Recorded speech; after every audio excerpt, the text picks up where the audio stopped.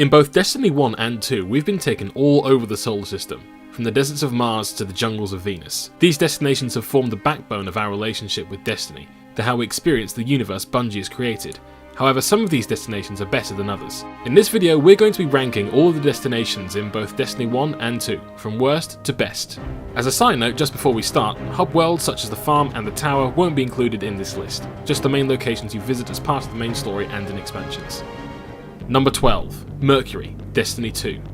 The Curse of Osiris expansion was disappointing for a number of reasons, one of them being the new location it offered, Mercury.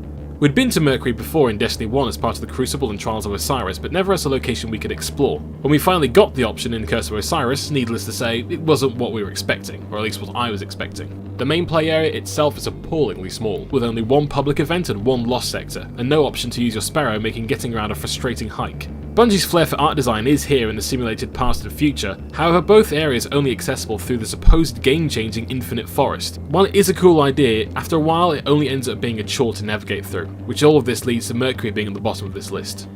Number 11. Io, Destiny 2. Io is irritating for me, as it has a lot of missed potential. A moon of Jupiter covered in volcanoes? How could that not be cool? Sadly, in Destiny 2, it isn't cool. Io was introduced as the last location in Destiny 2's story, and apart from the exciting Pyramidion, we hardly spent any time here before moving on with the rest of the story back on Earth. There's just so little to do. It's especially irritating also that we have this fascinating and mysterious Colosseum-like structure that seems to be teased as a possible area we can go to, and by God do I want to go there, but guess what? We can't. It's just a pretty thing in the landscape to be looked at, not touched. A bit of window dressing in Bungie's otherwise fantastic skybox. Such a missed opportunity. Number 10. Mars, Destiny 1.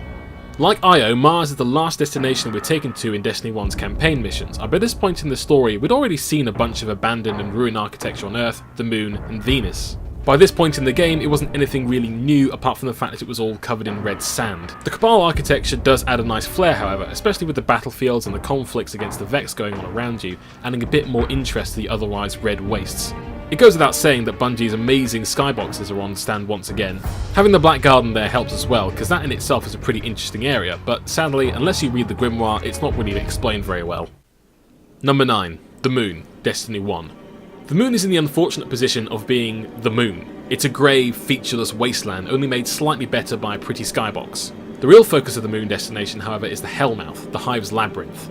This area is pretty spooky the first few times you go down there, however over the course of Destiny 1's story and additional content we go down there far too many times and it ends up losing some of its mystery. The Hive architecture however is beautiful to look at, even if getting around the Hellmouth after a while does become a bit tedious. Number 8. The EDZ, Destiny 2.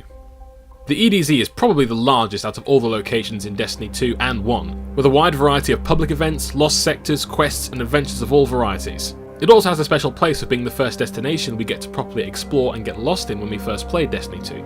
The massive Cabal base is also a big attraction with the massive dropships and imposing architecture, as well as the Shard of the Traveller area, that spooky and ominous landscape filled with twisted trees and the Taken. However, much of the aesthetic of the EDZ is reminiscent of the Cosmodrome in Destiny 1, so for veteran players it's not necessarily anything overly new. Number 7. Titan, Destiny 2. What it lacks in size and ease of traversal, Titan makes up for in absolutely stunning presentation. This moon of Saturn is one of the most unique locations offered up out of all the other destinations in the franchise. The swirling seas and ruined habitats are breathtaking to observe, and once inside the habitats, you'll find an art style that is totally unique to any other location in Destiny.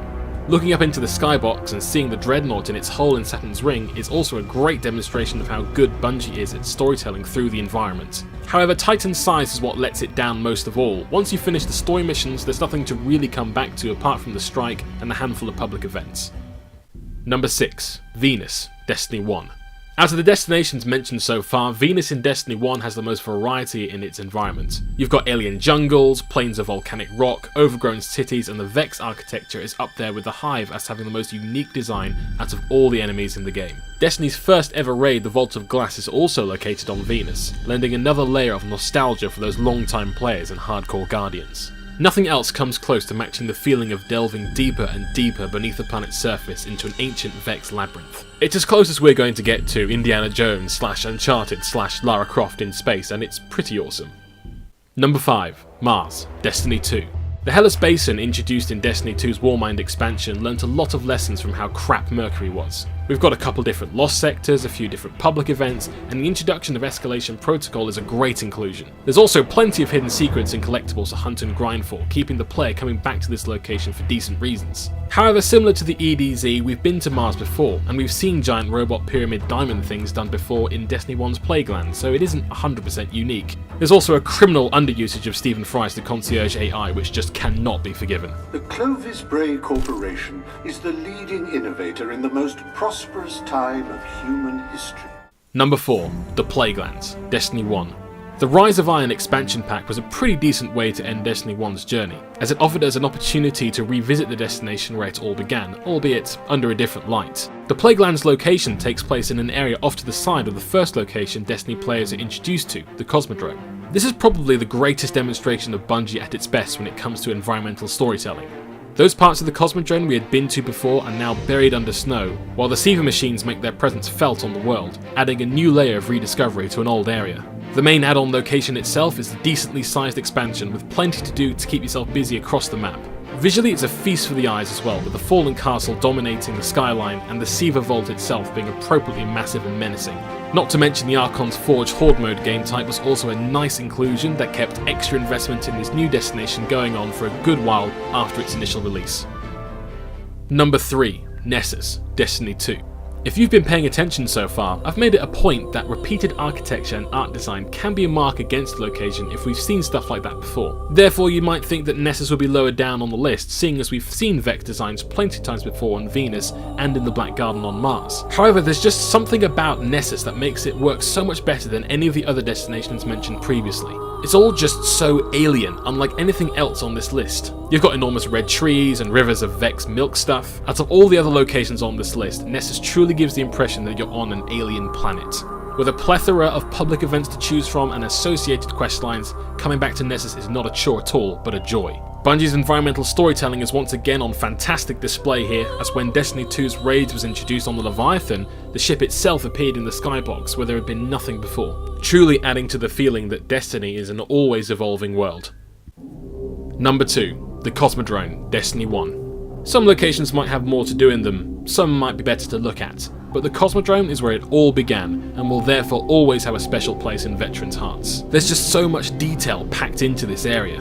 The Cosmodrome envisioned a future where space travel was a common thing, and from the lanes of cars outside the walls, to heaps of abandoned aircraft and wrecked machinery, to optimistic space art on some of the walls, there's a real sense of place here, making exploring this destination an absolute dream. The Cosmodrome also greatly benefited from the Taken King expansion, with further missions and public events being added and having new areas opened up to the player.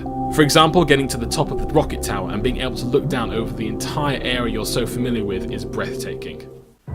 Number 1. The Dreadnought, Destiny 1. When the Taken King came around, it proved to be the shot in the arm Destiny needed to revitalise the player base. This would not have been possible without the new destination, the Dreadnought, and by God did Bungie go all out in making sure this was a fantastic place to visit. With imposing and mysterious architecture, holding a plethora of hidden secrets, public activities, and other collectibles to grind for, this place could easily get you coming back again and again and again. It doesn't hurt that it's also stunning to look at, with the Hive art design being taken to new levels of gothic creepy, and a stunning skybox to boot. You really get the sense that you're on an enormous Hive ship, whether you end up in the dungeons on the Strike, chasing down the Taken King himself, or trying out Destiny's first version of Horde mode. The Dreadnought is truly what every destination in Destiny should aspire to be. Well, that's it for this video. I'd like to know though if you agreed with my list, because it's all been my own personal opinion. If you agree or disagree, be sure to leave a comment and like and subscribe if you enjoyed. Thanks for watching.